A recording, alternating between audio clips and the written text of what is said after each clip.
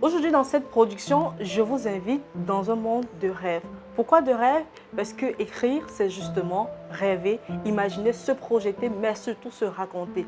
L'invité de ce jour est spéciale. Pourquoi? Parce qu'elle a cette capacité à raconter votre histoire, mais à vous permettre de vous raconter. Nous allons à la rencontre de SNK, Stéphanie Nina Kone, qui est une NAS dans l'écriture. Suivez-moi, car c'est tout de suite dans le coin de l'entrepreneur.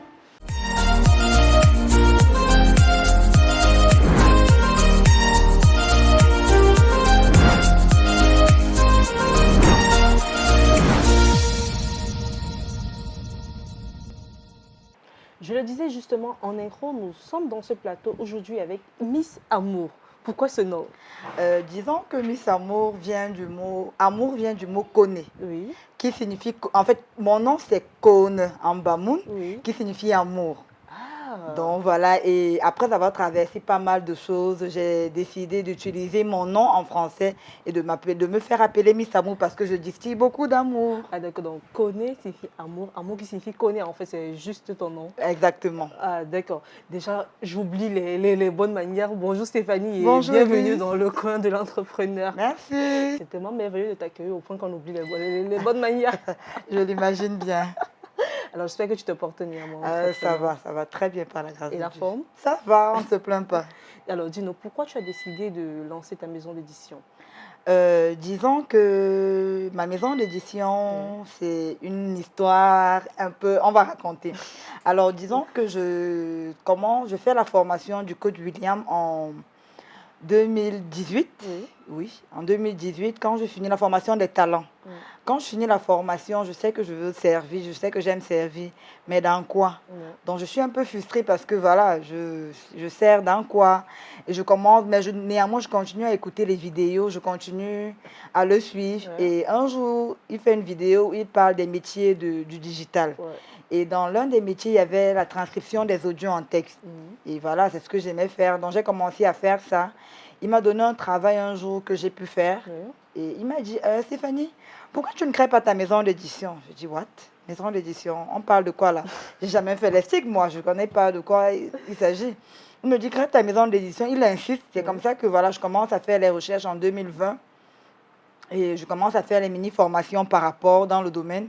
Et en 2021, je crée ma maison d'édition. Non, mais après, Voilà. comment tu expliques justement cette transition? Parce que déjà, tu as fait l'école des postes de télécommunication. Mais comment tu expliques justement cette transition de l'école des postes de communication à celui d'écrivaine? Euh, Et il faut rappeler justement que dans cette école, tu obtiens un diplôme d'inspecteur de poste et de télécommunication. Exactement. Donc, explique-nous justement. C'est vrai que ça n'a rien à voir. Ma formation à l'école n'a rien à voir avec mon métier aujourd'hui. Et comme j'expliquais, c'est parce que voilà, quand je finis l'école, je ne travaille déjà pas dans mon domaine véritablement. Bon, on ne va pas entrer dans ce détail-là, mais où je travaille, je suis tout le temps frustrée parce que je sens que je ne suis pas à mon poste. Ouais. Je suis tout le temps malade, je faisais des crises pas possibles. Je travaille un mois, je fais une semaine à la maison, c'était Ouais. ça tout le temps, tout le temps, tout le temps. Donc, je n'étais pas à l'aise, je n'étais pas épanouie. Oui. Et j'ai toujours pensé que une femme, pour être épanouie, doit travailler à son propre compte pour s'occuper Ouais. de ses enfants. Donc, il fallait bien trouver parce que où je travaille, j'ai toujours travaillé comme dans le domaine des communications, du marketing. Donc, je sortais le matin chez moi, je rentrais très tard. Ouais. Donc, je me disais, mais je fais comment? Donc, c'est comme ça que dans mes questionnements, dans mes recherches, je tombe sur la formation des talents du coach William. Oui. Et gloire à Dieu, il est au Cameroun en ce moment-là. Je le contacte, je lui dis, je veux faire la formation des talents, je veux découvrir qui je suis, je veux découvrir.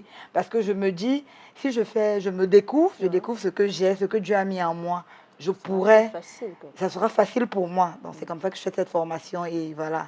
Je commence. Justement, il y a une phrase qui a retenu mon attention. Je dis, je n'étais pas à l'aise dans ce que je faisais. Je tombais malade à chaque fois.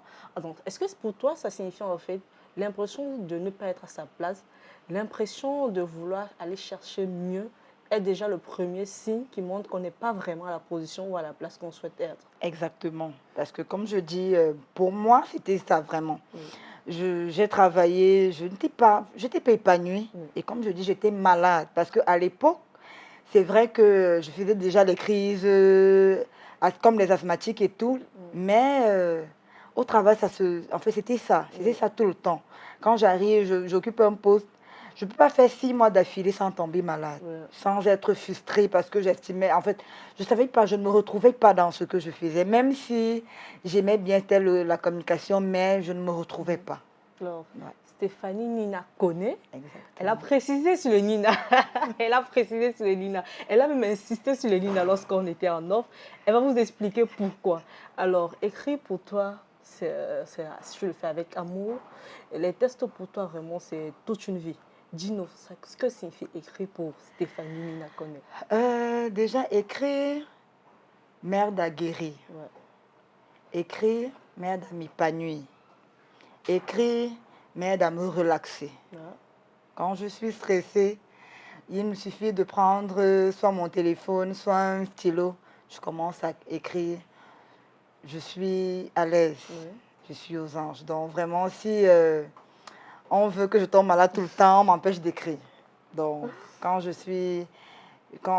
ne veux pas réfléchir, je me mets à écrire, j'écris n'importe quoi. Même si je griffonne, même si ce que j'écris n'a pas de sens, Oui. j'aime bien écrire en fait, parce que ça me permet de m'évader, ça me permet de me retrouver. Voilà. Alors, et si moi je venais, je dis à Stéphanie, pourquoi faut-il écrire? Est-il vraiment nécessaire de le faire? Que me diras-tu? Je dirais que oui, parce que déjà, la parole de Dieu nous dit dans Jérémie 32 que mon fils écrit dans un livre tout ce que je t'ai appris. Oui. Parce que véritablement, c'est dessus que je me suis appuyée, c'est sur ce verset, Jérémie 30, verset 2, Oui. que je me suis véritablement appuyée. Oui. Parce que je me rends compte qu'en nous, en chacun de nous, on a un potentiel que nous seuls, on a. Oui. On aura beau trouver même si tout le monde écrit les 20 lois du succès, je dis n'importe quoi, Oui. chacun a sa loi. Chacun a sa particularité. Chacun a ce que Dieu lui a donné. Chacun a ce que il a expérimenté dans ses recherches, dans sa manière de faire. Et donc, il est important pour chaque personne de sortir un livre. Parce qu'en nous se trouvent des livres. Non, si je comprends bien, tu fais partie de ceux qui pensent que chacun de nous a une histoire à raconter. Chacun de nous a quelque chose à dire qu'il faut dévoiler au préalable au monde. Exactement. Alors justement, parle-nous de ta maison d'édition. C'est quoi la particularité que tu offres? Ok. Déjà, ma maison d'édition, c'est aux éditions SNK. SNK qui signifie Stéphanie Nina Koné. Voilà. D'où la précision et l'insistance sur le Nina. Exactement. Parce que moi, j'avais plus penché sur Stéphanie Koné, mais elle m'a dit non, non, non, non, Stéphanie Nina Koné. Donc vous comprendrez mieux pourquoi. Exactement. Alors, la particularité de notre maison d'édition, c'est que déjà, on fait seulement dans les essais. Ouais. Parce que l'essai, c'est ce qui vient du cœur. Oui. C'est notre histoire. Même si on essaye d'améliorer, on essaye d'embellir pour que les personnes ne se sentent pas, ne se reconnaissent pas toujours, mais c'est notre histoire. Ça vient de nous. Parce que ça fait partie, l'essai également, c'est les autobiographies. Oui. On parle de nous. Et donc ça, c'est l'une des particularités de notre maison d'édition. L'autre particularité, c'est qu'on fait uniquement dans le développement personnel et la spiritualité. Parce que nous pensons que quand on a changé la pensée d'un être humain, qu'on a changé son mindset, il peut faire tout ce qu'il veut. C'est pourquoi nous, on a décidé uniquement de se pencher sur ces deux volets-là. Bon, alors, pour vous, le mindset, en fait, c'est déjà le début du succès. Exactement. Bon, super. Et faut-il réellement toujours suivre sa passion? Je dirais oui pour être épanoui. Et pourquoi? Parce que déjà, même si on ne te paye pas, tu sers les personnes. Ouais. Chaque personne est venue sur cette terre pour servir les autres. Ouais. Pour moi, c'est ce que je pense. On est venu sur la terre pour servir les autres. On ne vit pas pour nous, on vit pour améliorer les conditions de vie de l'autre personne.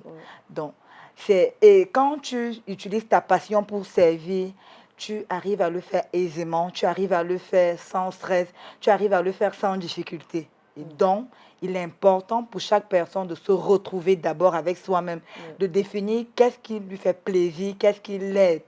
Et quand il a découvert sa passion, il se dit, OK, même s'il a un boulot, parce que moi, je ne dis pas à quelqu'un de démissionner et de suivre sa passion, non. Même s'il a un travail bien rémunéré, à côté, il peut faire sa passion. Comme je dis, ce n'est pas obligé que ce soit payant. Mais du moment où il se sent utile à la société, c'est beaucoup plus, en fait, cette rémunération-là. Parce qu'il faut dire que la rémunération n'est pas toujours matérielle, en fait. Il y a des rémunérations au-delà du matériel. Et je pense que c'est la meilleure rémunération parce que personne ne pourra te l'enlever. Mais je crois que le plus gros problème que certains ont, c'est justement de retrouver cette passion, de savoir déjà par quoi ils sont passionnés. Parce qu'il y a des personnes, ils sont là, ils veulent bien, ils sont plus attelés à faire plusieurs choses à la fois. Mais à un moment donné, ils ne savent pas se centrer parce qu'ils ne savent pas réellement le métier qui s'y a ou bien ce qui leur convient. Alors, comment ces personnes doivent-ils faire pour se retrouver? Déjà, je vais dire qu'il faut suivre les formations, mais vite fait, je dirais que pour se retrouver, déjà, il faut s'enfermer, comme j'aime bien dire, faire un face-à-face avec nous-mêmes, prendre de quoi noter, définir dans ta jeunesse, en fait, dans ton enfance, qu'est-ce que tu aimais faire, Oui, qu'est-ce que tu te retrouvais à faire aisément, qu'est-ce que les gens te disaient que tu faisais facilement. oui, Pareil dans ton adolescence. Donc, il faut se retrouver avec soi-même, il faut poser des questions, se poser des questions à soi-même et poser des questions à notre entourage. Entourage, que ce soit des personnes qu'on a connues depuis notre tendre jeunesse ou alors des personnes qu'on vient de rencontrer. C'est tout cet ensemble-là qui fait en sorte qu'à un moment donné, tu peux te retrouver et tu te dis, oui, ça, j'aime bien faire ça. Et à côté de ça, suivre des formations parce qu'il y a des personnes qui sont déjà, ou des personnes qui sont déjà passées par là, oui, qui ont sorti des formations. Comme je disais tout à l'heure, le coach William, par qui je me suis formée, oui. il organise des formations sur le talent. Donc, il est important de suivre ces formations pour découvrir véritablement qui nous sommes, qu'est-ce qu'on aime, quelle est notre passion et comment transformer cette passion en métier. Parce qu'il ne suffit pas de découvrir sa passion. Si on veut faire de ça un métier, Oui. il faut pouvoir finir. Quand on a fini de découvrir qui nous sommes, il faut pouvoir transformer en source de revenus. On l'a si bien dit, on l'a justement dit, on a dit toute histoire mérite d'être racontée et toute personne a une histoire à raconter. Mais si moi j'ai une histoire et que je ne sais même pas justement que j'ai cette histoire à raconter, ou si j'ai cette histoire, je le sais, mais je ne connais pas comment m'y prendre. Quel est justement l'accompagnement que vous offrez?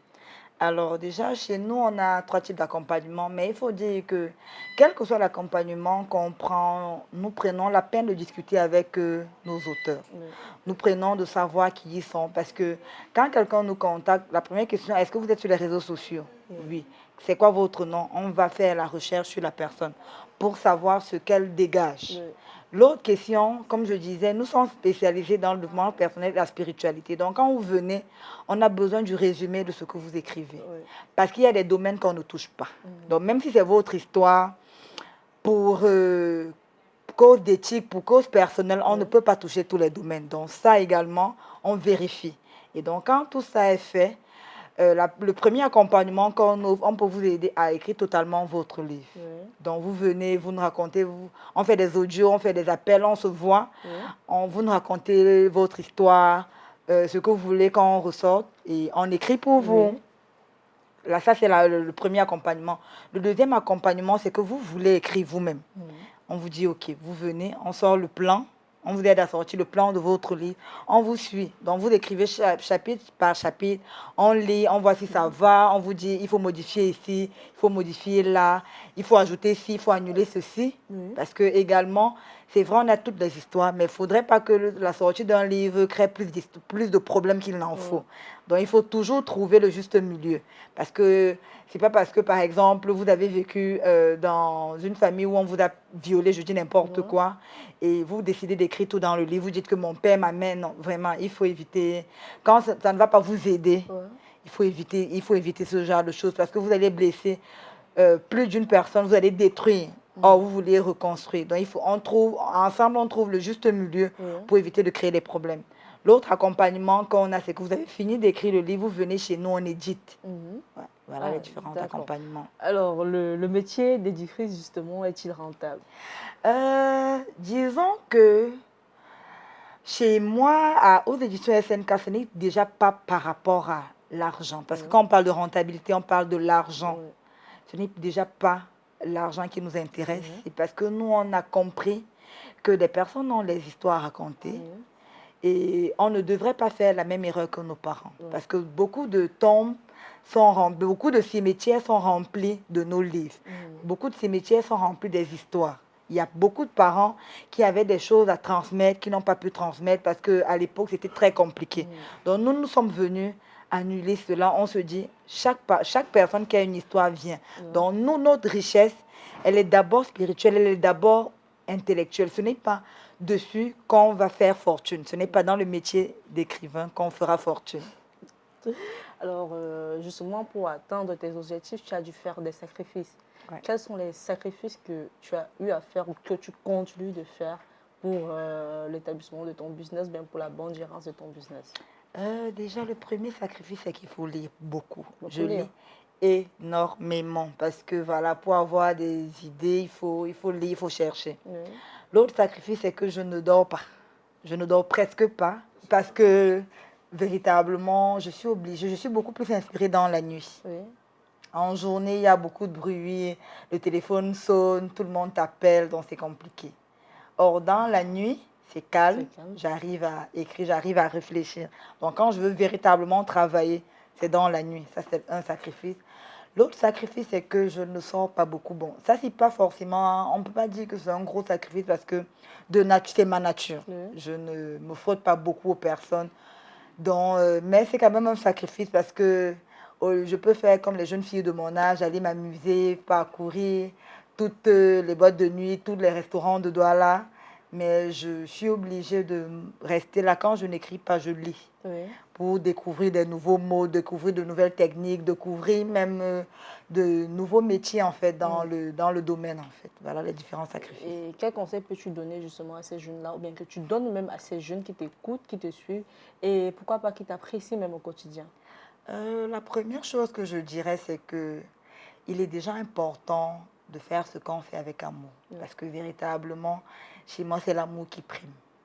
J'aime les personnes, j'aime ce que je fais. Et chez moi, la personne passe avant toute autre chose. J'aime les personnes. Ça, c'est la première chose. La deuxième chose, c'est qu'il faut se découvrir.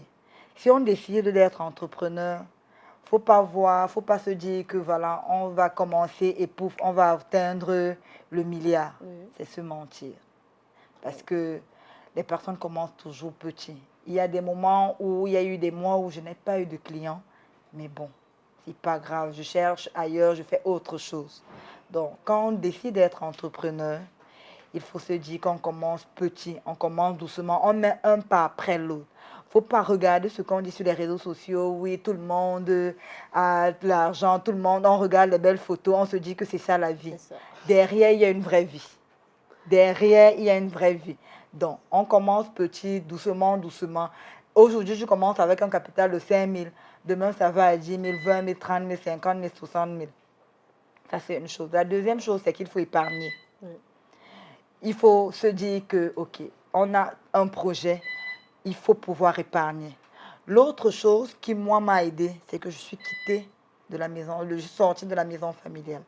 Parce qu'il faut dire que moi, je suis née, grandie à Douala, à Yaoundé. Oui.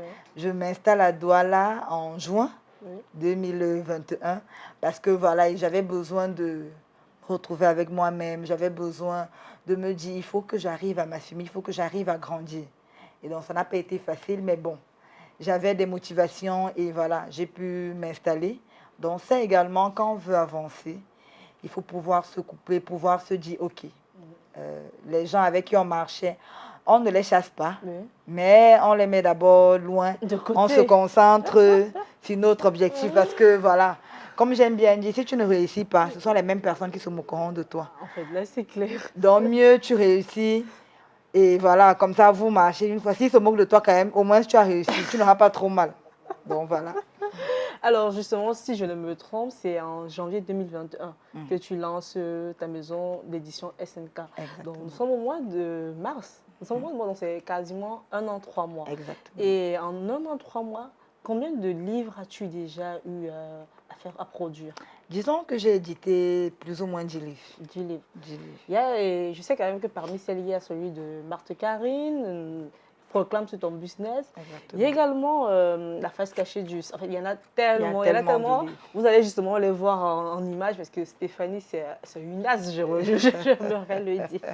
Parce que je suis sûre que plusieurs livres que vous avez rencontrés au quotidien, que vous avez lus au quotidien, vous ne l'avez peut-être pas constaté, mais il y a toujours cette petite griffe-là, SNK. Voici la personne cachée justement derrière ces chefs-d'œuvre. La face cachée de SNK. Bah, j'ai dévoilé la face cachée.